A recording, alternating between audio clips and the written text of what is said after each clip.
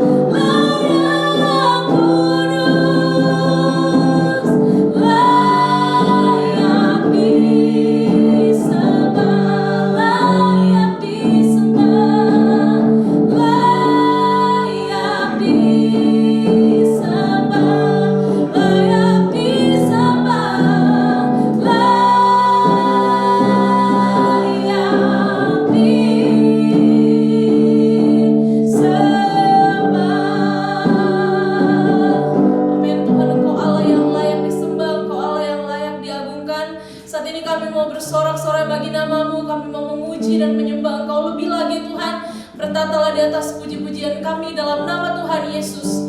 Haleluya. Amin. Puji nama Tuhan, kita akan memuji dan memuliakan nama Tuhan. Mari sama-sama kita menaikkan pujian bagi Tuhan. Katakan, Tuhanlah kekuatan dan mazmurku.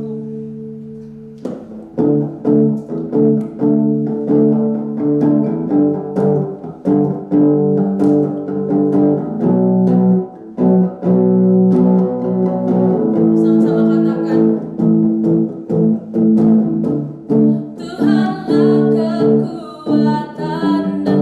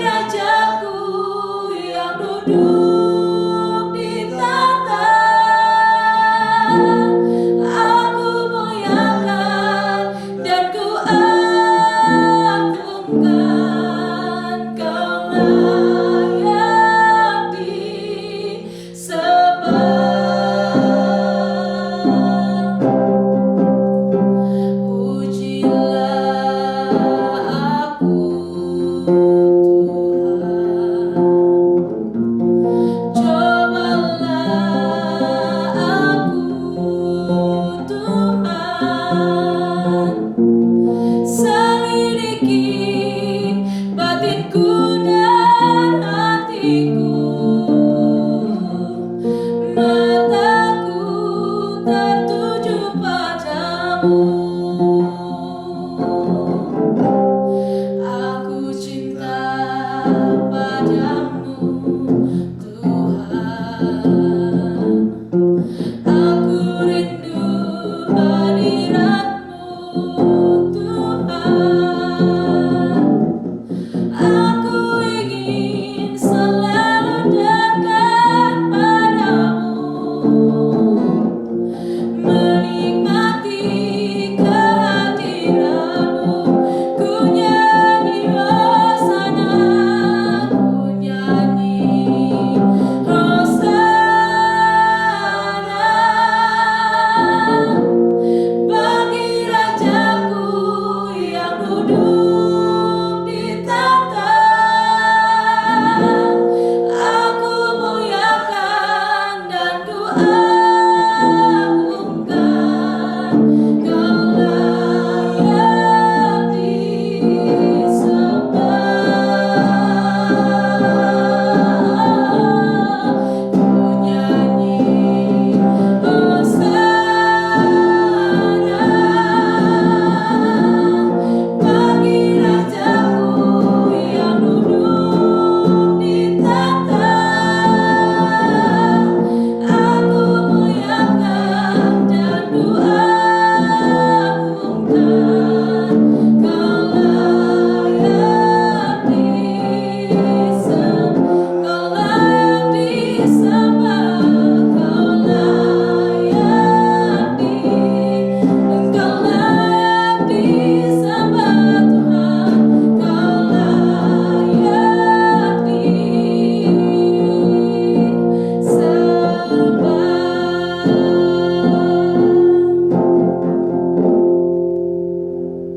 Shalom Young People, kita kembali bertemu. Pada kesempatan ini kita mau belajar satu pelajaran yang penting, yaitu komitmen. Komitmen dalam Kamus Besar Bahasa Indonesia dinyatakan adalah tindakan yang untuk melakukan sesuatu. Tindakan untuk melakukan sesuatu disebut komitmen. Sedangkan persamaan atau sinonim dari komitmen adalah kewajiban, fardu, kemestian, dharma, keharusan. Jadi komitmen adalah suatu tindakan yang harus dilakukan, ya. Nah, kita buka ayat Alkitab kita akan belajar dari dua tokoh yang kita ingin pelajari mengenai komitmen mereka. Yang pertama, Zakaria dan Elisabet. Di Lukas 1 ayatnya yang ke-6 sampai 7. Lukas 1 ayat 6 sampai 7 berbunyi, keduanya adalah benar di hadapan Allah dan hidup menurut segala perintah dan ketetapan Tuhan dengan tidak bercacat. Tetapi mereka tidak mempunyai anak, sebab Elisabet mandul dan keduanya telah lanjut umurnya. Ya. Di sini dinyatakan bahwa Zakaria adalah seorang imam, ya, imam dari rombongan Abia. Terus kemudian dinyatakan Elisabet, kalau kita baca berikut ayat-ayat berikutnya dan sebelumnya, dinyatakan Elisabet adalah seorang keturunan dari kaum Harun, ya, keluarga Harun, keturunan Harun. Nah, Elisabet nggak mungkin punya anak, dikatakan di sini mandul, ya. Bahkan terlebih lagi dia lanjut umurnya. Tetapi mereka tetap konsisten dalam melayani Tuhan. Dikatakan tadi di ayatnya yang ke-6, keduanya adalah benar di hadapan Allah dan hidup menurut segala perintah dan ketetapan Tuhan dengan tidak bercacat. Ya. Tentunya waktu orang berkeluarga, bahkan mungkin sebelum berkeluarga sudah mulai berpikir bagaimana dengan keturunan dan sebagainya. Tetapi waktu sudah berkeluarga, ada hal-hal yang mungkin Tuhan akan nyatakan melalui keluarga tersebut, baik itu diberikan kepercayaan untuk seorang anak atau mungkin beberapa anak atau tidak, atau juga belum waktunya. Sama ini juga dengan Zakaria dan Elizabeth, tetapi mereka komit dengan apa yang selama ini dipercayai, selama ini dia tahu bahwa Allahnya Allah yang luar biasa. Tidak melihat hal itu dan membuat dia kecewa hati mereka. Mereka tetap komit dengan apa yang menjadi tugas mereka, dengan sepenuh hati mereka melakukannya, tidak bersungut-sungut, tidak berkeluh kesah. Dikatakan di sini keduanya adalah benar di hadapan Allah. Sulit loh untuk benar di hadapan Allah. Jangankan benar di hadapan Allah, benar di hadapan manusia pun nggak mudah. Tetapi ini yang dilakukan Elizabeth dan Zakaria. Apa yang terjadi? Setelah itu Elizabeth dibukakan kandungannya oleh Tuhan. Dia melahirkan seorang anak, yaitu yang kita kenal sebagai Yohanes Pembaptis. Ya, itu kita melihat komitmen yang begitu luar biasa dari tokoh ini ya, Zakaria dan Elizabeth. Nah, berikutnya kita akan melihat satu tokoh lagi di Lukas 2 ayatnya yang ke-37. Lukas 2 ayat ke-37, bahkan di ayat-ayat sebelumnya yang ini menceritakan bagaimana Tuhan Yesus dibawa ke dalam bait suci atau ke bait Allah untuk ditabiskan atau masuk pada di mana dia diserahkan kepada Tuhan, karena setiap anak-anak sulung laki-laki itu harus dipersembahkan, dikuduskan kepada Tuhan. Nah, begitu juga dengan Tuhan Yesus. Waktu umur 8 hari dia dimasukkan ke sana, ke bait Allah. Yang menerima adalah Simeon dan Hana. Simeon dan Hana. Simeon hidupnya begitu rindu untuk bertemu dengan seorang yang akan melepaskan Yerusalem dari belenggu-belenggu yang saat itu mereka alami. Dan dia tahu, karena diberitahukan oleh Tuhan sendiri melalui Roh Kudus, ya, dia menyatakan bahwa dia nggak akan mati sebelum dia bertemu Mesias. Ya, dia menunggu Mesias itu. Ayat-ayat sebelumnya menyatakan bahwa waktu Tuhan Yesus datang dibawa oleh orang tuanya ke bait suci, ke bait Allah, dia menerima Simeon itu, menerima, menatangnya, dan dengan mengucap syukur bahwa dia bisa melihat keajaiban tersebut, sesuatu yang luar biasa buat hidup dia, itu yang dinantikan dia. Bahkan dinyatakan di Lukas 2 ayat ke-30 dinyatakan mengenai Hana, dan sekarang ia janda dan berumur 84 tahun. Ia tidak pernah meninggalkan bait Allah dan siang malam beribadah dengan berpuasa dan berdoa untuk dapat melihat Mesias itu yang dijanjikan. Dia sedemikian konsisten, sedemikian komit dengan apa yang dikerjakan. Nabi Hana pernah menikah, hidup 7 tahun dengan suaminya, dan dinyatakan siapa suaminya, nama suaminya dan sebagainya. Tetapi setelah dia 7 tahun dengan suaminya, dia sampai umur 84 tahun dia ada di bait suci, di bait Allah, siang malam beribadah, berpuasa dan berdoa, komit dengan apa yang dia yakini, dia percaya. Unik, bahkan sangat luar biasa kita lihat perjalanan kisah dari beberapa tokoh tadi, ya. Yang saya tahu juga pasti tentunya setiap kita waktu kita mau berkomitmen nggak mudah. Tentu para tokoh tadi juga melakukan hal yang sama. Mereka nggak mudah untuk berkomitmen sedemikian rupa. Tetapi dengan seiring waktu akhirnya mereka bisa dan terus konsisten dengan komitmen mereka. Ya. Kita mau belajar bagaimana dengan komitmen itu sendiri. Bagaimana sih kita bisa konsisten dalam menjalankan komitmen kita. Saya yakin setiap kita pernah mengalami namanya kepengen rasanya berapi-api. Misal ada yang merokok, pengennya, wah mulai besok gue gak mau rokok lagi. Saya gak mau rokok lagi. Saya mau berhenti dari ngerokok. Mulai besok saya akan rajin belajar. Mulai besok saya akan rajin atau bangun lebih pagi untuk datang ke kantor. Saya nggak mau terlambat lagi dan sebagainya. Saya mulai konsisten dengan apa yang saya kerjakan atau yang diberikan oleh pimpinan-pimpinan saya. Saya akan memberikan yang terbaik. Selalu kita akan dengan bersemangat, kita akan menyerukan hal-hal tersebut. Tetapi apa yang terjadi? Biasanya hari pertama, wow, semangatnya 45. Ya, seperti kayak pejuang-pejuang kita di tahun 45. Begitu hari kedua, hari ketiga, seminggu kemudian mulai kayaknya bisa ntar dulu deh. Ini ada yang lebih penting. Atau kayaknya itu bisa nanti deh. Kan ketemu si ini jarang-jarang, apalagi dia ngajak nih, dia traktir lagi nih itu. Semua akhirnya pelan-pelan ditinggalkan. Nggak seperti di awal di mana kita berkomitmen dengan sedemikian rupa untuk berubah dan sebagainya. Nggak konsisten dengan komitmen kita. Mungkin kita pernah berkomitmen demikian dan mengalami hal-hal demikian. Nah, bagaimana kita bisa konsisten dalam menjalankan komitmen kita?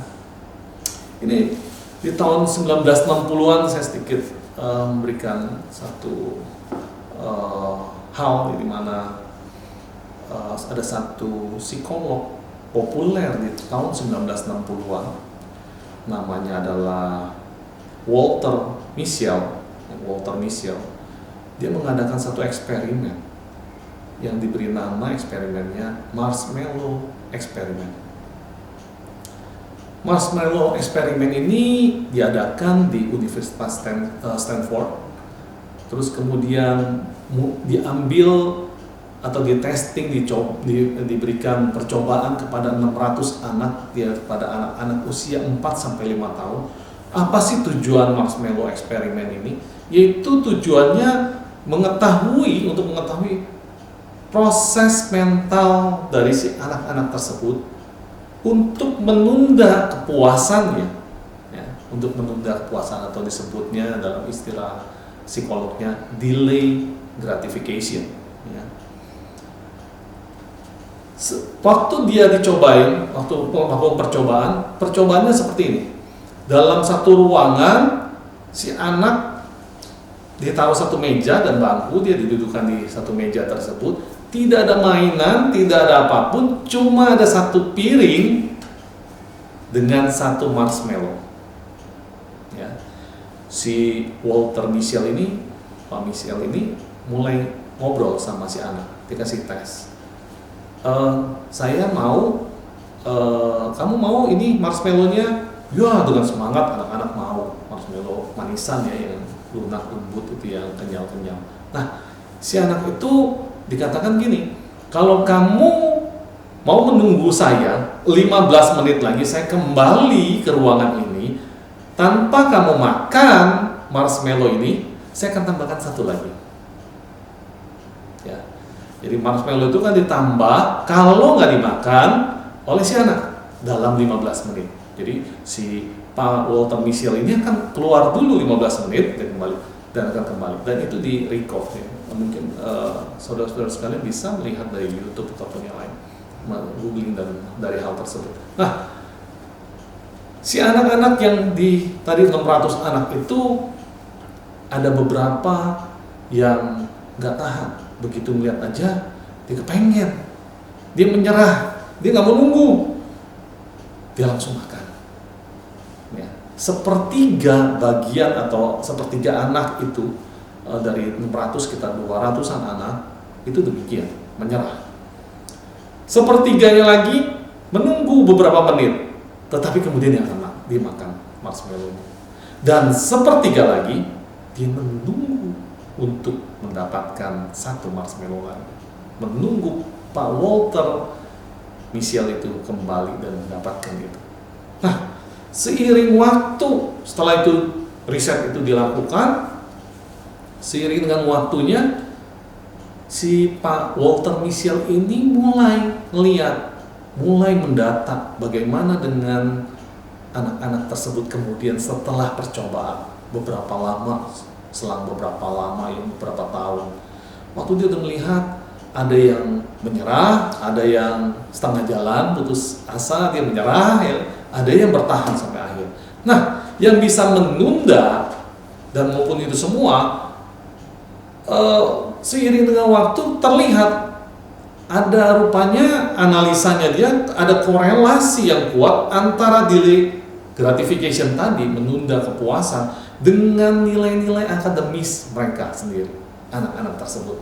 Nilai akademisnya, kecenderungan perilaku, tingkat kebahagiaan dan sebagainya. Kecenderungan perilaku bisa nakal, baik dan sebagainya. Itu berkaitan erat. Ya. Dan akhirnya diketahui dari penelitian yang tadinya cuma buat menunda kepuasan, jadi makin banyak hal-hal yang bisa didapatkan. Dia mulai memberikan selebaran form-form kepada orang tua, kepada guru-guru dan sebagainya. Dia melihat bahwa orang-orang atau anak-anak tadi yang bisa menunda kepuasan diri, atau kalau dalam kekristenan disebut kedagingan, jadi bisa mengendalikan diri atau menguasai diri, dia mempunyai nilai akademis yang baik, dia punya pergaulan yang baik, dia juga punya tingkat kebahagiaan yang lebih baik. Sedangkan yang mudah menyerah, hasil beberapa tahun kemudian nilai akademisnya menurun, nggak baik, bahkan terlibat dengan narkoba dan sebagainya, bahkan mereka terlibat dengan gangster, pergaulan yang buruk yang akhirnya membuat mereka dianggap sebagai orang-orang yang gagal, tanda petik. Itu terjadi demikian.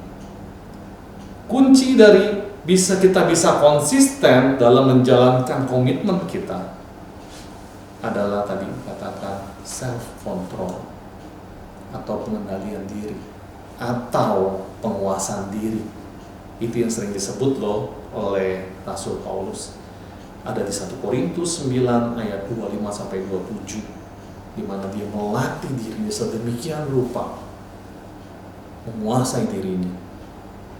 Dia bukan petinju yang sembarangan memukul, dia menguasai itu, nggak emosi, yang nggak mudah terpancing dan sebagainya.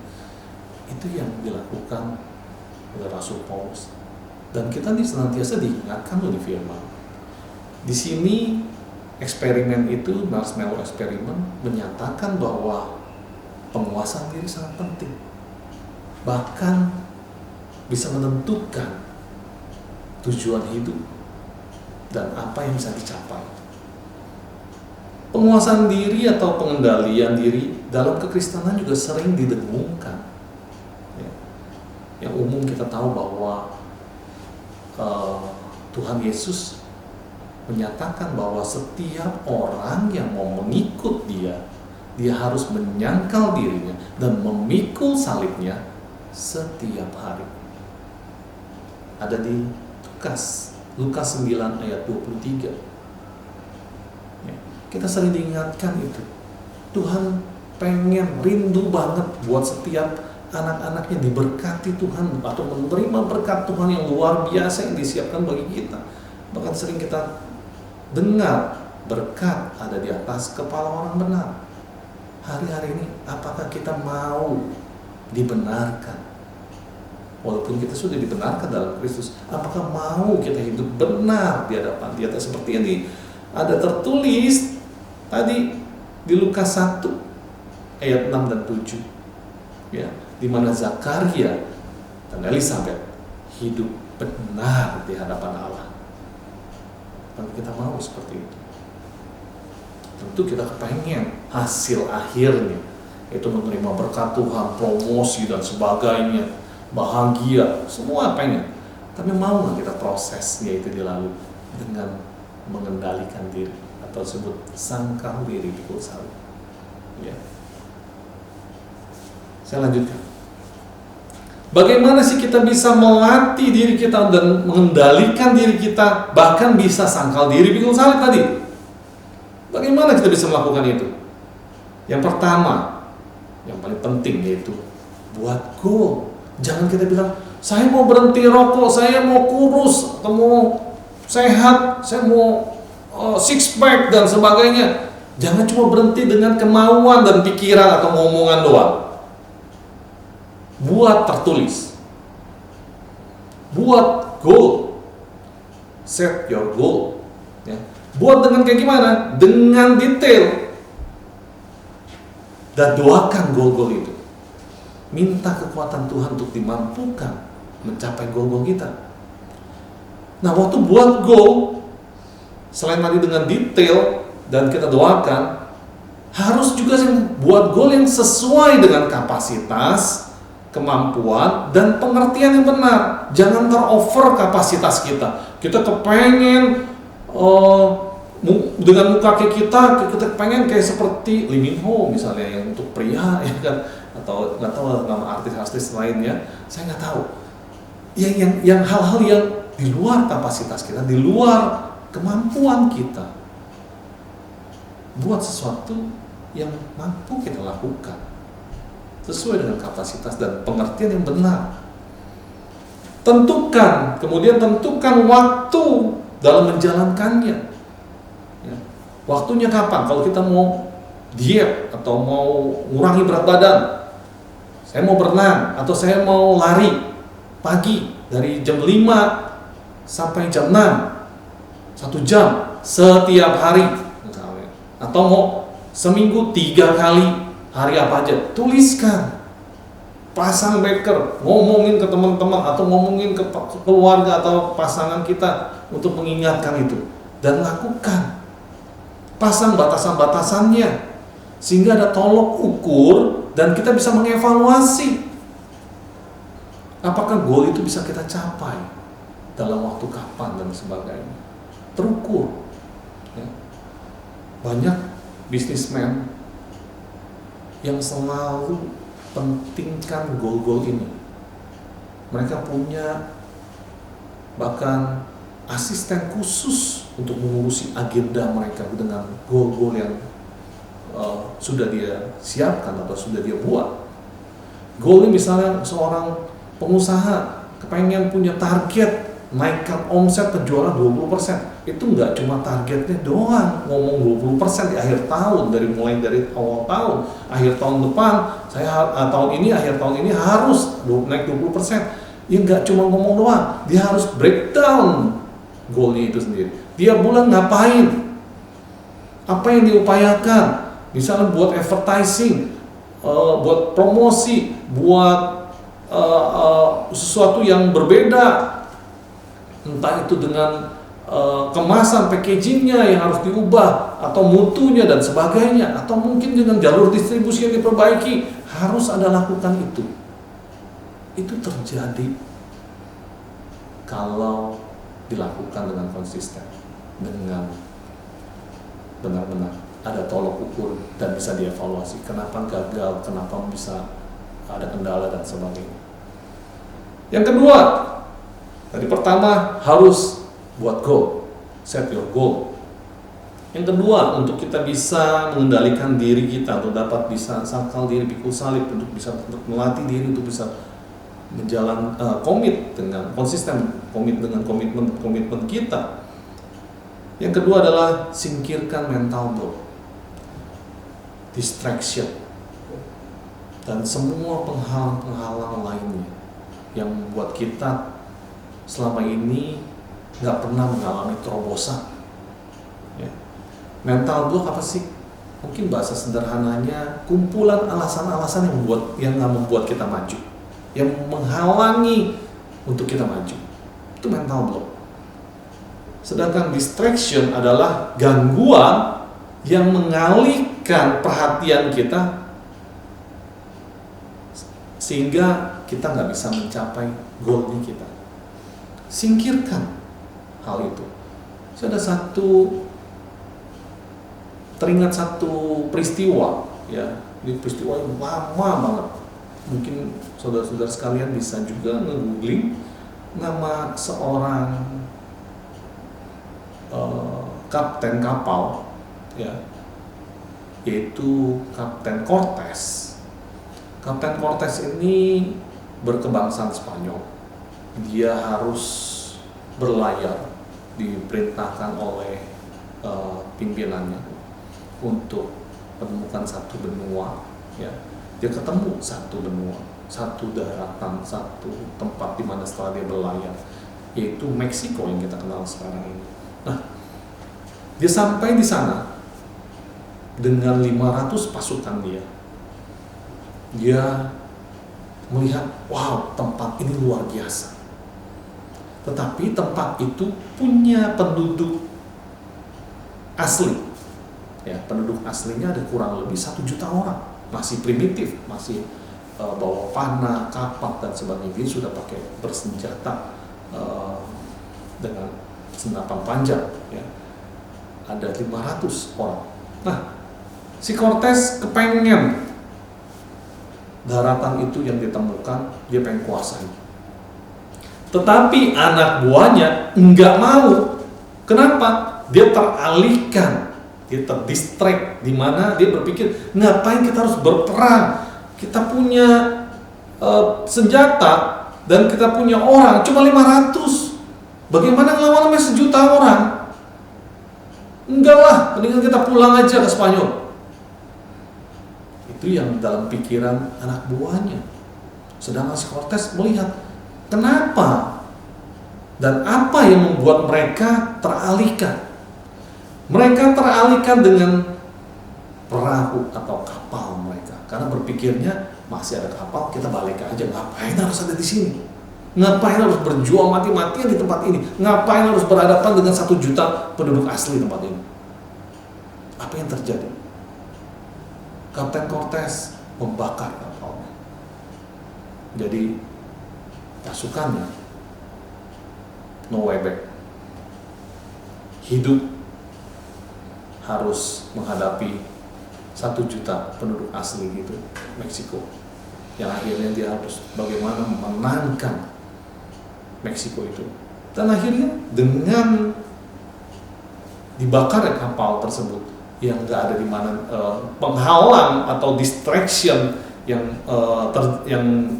didapati oleh si Kapten Cortez bagi anak buahnya itu sudah hilang, sudah disingkirkan. Mereka baru bisa fokus dengan purpose mereka, yaitu menguasai tanah di mana mereka mendarat. Ya. Dan kita bisa melihat bahwa dalam perjalanan sejarah Cortez bisa memenangkan Meksiko. Ya. Dia bisa menguasai penduduk asli yang 1 juta orang itu dibandingkan dengan 500 prajurit dia. Itu yang terjadi. Ya. Kalau kita mau goal, kita berhasil, singkirkan mental block, distraction, ataupun penghalang-penghalang lain. Saya nggak tahu apa itu. Ada dulu saya waktu zaman saya kuliah, saya kepengen bangun pagi, sulit. Kenapa? Karena kebiasaan saya hidup nggak benar, hidupnya mendugem. Bangunnya, bukan bangunnya, pagi itu baru mau tidur. Sedangkan mau belajar untuk bangun pagi, ya nggak bisa, sulit. Bangunnya harus biasanya itu siang-siang, nggak pernah pagi. Tapi saya mulai mikir, apa yang membuat saya bisa terpicu untuk bisa bangun pagi? Saya suka berdagang, saya suka melakukan sesuatu yang menghasilkan. Saya mulai coba juga bangun pagi itu mengambil makanan, ya snack dari satu vendor untuk ditaruh kepada kantin di sekolah. Saya mencoba itu pagi-pagi, benar saya harus bangun pagi karena saya melihat ada keuntungan, saya melihat ada nilai tertentu, ada profit benefit tertentu yang memicu saya, yang akhirnya bisa saya menerobos penghalang saya untuk saya bisa bangun pagi. Saya percaya setiap saudara juga bisa melakukannya. Saya bisa, tentu saudara juga bisa. Nah, yang ketiga adalah tadi yang pertama buat goal atau set your goal. Yang kedua singkirkan mental block, distraction atau penghalang lainnya. Dan yang ketiga adalah fokus, disiplin dan tidak menyerah. Kalau kita mungkin dengar bahwa kalau kita mau berhasil, atau motivator yang sering ngomongin, kalau kita mau berhasil, kamu harus fokus. Nah, begitu juga dengan setiap kita. Kalau kita mau melatih diri kita, bisa mengendalikan diri kita dengan baik, bisa melawan kedagingan kita, bisa menyangkal diri memikul salib, harus fokus. Jangan setengah-setengah, jangan berdiri di dua perahu. Satu kepengen masih mau hidup demikian, satu lagi tetap mau berubah. Ya, gak ada suatu perubahan yang berarti. Bahkan Einstein mengatakan kalau kita melakukan hal yang sama terus-menerus, tapi mengharapkan hasil yang berbeda, itu disebut ketidakwarasan atau disebut insanity. Einstein yang mengatakan demikian, ya, Albert Einstein. Jadi saya percaya kalau setiap kita mau fokus benar-benar, disiplin melakukannya, tidak menyerah, pasti ada perubahan-perubahan yang terjadi. Hidup kita mulai diubahkan Tuhan. Syarat di mana Tuhan katakan untuk mengikut Dia, sangkal diri, pikul salib. Berat? Enggak, sebenarnya waktu kita melakukan awalnya berat. Kenapa? Karena kita masih pakai kedagingan. Tapi kalau kita belajar dengan step awal yang mungkin rasanya berat, lama-lama biasa aja. Dan Tuhan senantiasa merindu anak-anaknya, berkatnya tuh maksimal yang Tuhan berikan kepada kita dengan melimpah, itu bisa kita terima dengan maksimal. Tuhan berikan syaratnya, sangkal diri, pikul salib, dan itu diakui oleh psikolog loh. Pengendalian diri itu penting sekali yang menentukan arah hidup seseorang, keberhasilan seorang. Dari sana Tuhan mau setiap anak Tuhan punya nilai, punya dampak, bukan bagi keluarga saja, komunitas, bangsa dan negara, bahkan bagi bangsa-bangsa.